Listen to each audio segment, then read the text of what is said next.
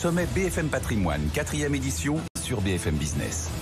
En effet, le 21 juin prochain, 4e édition de ce sommet BFM Patrimoine au Carrousel du Louvre. Julien Couloir vient de nous rejoindre, gérant obligations convertibles pour Montpensier Finance. Vous serez à nos côtés une nouvelle fois. Bonjour.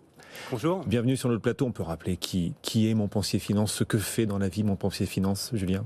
Alors Montpensier Finance, c'est une société de gestion indépendante présidée par Guillaume Dard qui a développé 3 expertises, les obligations convertibles, les actions et la gestion diversifiée. C'est une équipe de 35 collaborateurs qui réalise des investissements internationaux et européens avec une politique ISR engagée. Et en termes d'actifs sous gestion, c'est 4 milliards d'euros sous gestion au début de cette année, dont 1,5 milliard sur les obligations convertibles. Alors vous allez nous dire si dans l'ambiance de marché actuelle, les obligations convertibles constituent une bonne idée d'investissement. D'abord, c'est quoi une obligation convertible? Alors une obligation convertible, pour faire simple, c'est un produit hybride qui a une propriété également de convexité qui est très intéressante et en fait qui regroupe une obligation plus une option d'achat sur une action sous-jacente. Ce qui fait qu'à la fin de la période de vie de l'obligation convertible, s'il n'y a pas d'accident de crédit, vous allez soit avoir le remboursement donc, de votre investissement, donc du montant de l'obligation, plus les coupons, ou s'il y a eu un parcours très positif de l'action, vous allez obtenir un gain assez substantiel qui va correspondre à une participation à la hausse de l'action, et donc un gain beaucoup plus fort. Et au final, vous pouvez avoir, dans certains cas, un gain qui va être proche, très similaire de celui des actions, avec une volatilité donc beaucoup plus faible. On estime que la volatilité est 2 à 3 fois inférieure à celle qu'on peut avoir sur les actions. Est-ce que c'est le moment d'investir en obligations convertibles? Est-ce que la remontée des taux obligataires est une bonne nouvelle pour cette classe d'actifs? Alors elle a un petit peu fait souffrir les marchés financiers, comme vous vous en êtes rendu compte, comme tout le monde s'en est rendu compte. Mais la bonne nouvelle, effectivement, c'est que, au vu du contexte de spread de crédit et de remontée des taux, on a du coup un grand retour des coupons et de coupons substantiels. Donc c'est un grand changement par rapport aux années précédentes, puisque on a vécu 5 années précédentes avec beaucoup d'émissions, donc avec des coupons proches de zéro, voire des émissions à rendement actuariel négatif. Et là, on a le retour des coupons assez substantiels. Un exemple pour illustrer un petit peu ce propos, c'est Besi, donc une société de semi-conducteurs néerlandaise de qualité, qui avait émis au cours des 5 années précédentes 3 obligations convertibles avec chaque fois des taux actuariels et des coupons proches de zéro, et qui a émis fin mars avec un coupon de 1,875. Et on était fin mars, donc les choses ont encore changé aujourd'hui, les coupons ont progressé.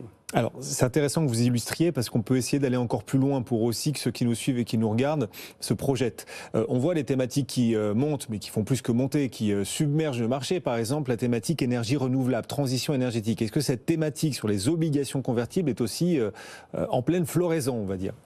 Exactement. Donc notre collègue Bassel Chougari l'exprimait la semaine dernière sur votre plateau. Il y a une véritable transition énergétique qui est à l'œuvre, avec donc une accélération de cette transition. Et le fait important, c'est que les énergies renouvelables aujourd'hui en fait sont devenues très compétitives en termes de coûts. Et on trouve en fait ces sociétés dans l'univers des obligations convertibles, puisqu'elles sont venues se refinancer sur ce marché, avec quelques exemples que les gens connaissent, par exemple des acteurs européens comme Neoen, Iberdrola ou Voltalia qui sont présents sur les marchés des obligations convertibles. Et puis aux États-Unis, on a des sociétés comme NFS, Sunrun ou encore Sonova. Bon, donc cette thématique présente largement dans l'univers des obligations convertibles la thématique énergie renouvelable. Une autre thématique évidemment très présente. Alors, sur le marché français en particulier, tourisme, loisirs, c'est notre truc. Est-ce que sur le marché obligations convertibles aussi, on peut arriver à faire son marché pour investir dans le tourisme et le loisir? Exactement, et sur le marché français, même d'un point de vue international, on le sait tous, l'été va être extrêmement chaud en termes d'activité touristique. Il va falloir parfois, pour ceux qui aiment bien le calme, se battre pour trouver des places dans des restaurants pour déjeuner en paix. Mais en tout cas, après 2 années donc très difficiles pour ce secteur... Ça sent le vécu là quand même un peu. Ouais. Et effectivement, il y a parfois des cas comme ça. En tout cas, après 2 années difficiles, on a un secteur qui explose avec une demande qui s'accélère encore à l'approche de l'été. Et là aussi, ce sont des sociétés qui sont venues se refinancer sur le marché des convertibles. On pense évidemment aux compagnies aériennes, mais il y a également les croisiéristes, les sociétés du secteur de l'hôtellerie ou les voyagistes. Et puis une thématique d'avenir, elle aussi, on en parle de plus en plus, surtout depuis la guerre en Ukraine, la cybersécurité. Pour un investisseur qui souhaite investir sur cette thématique cybersécurité, est-ce que le marché des obligations convertibles offre des opportunités.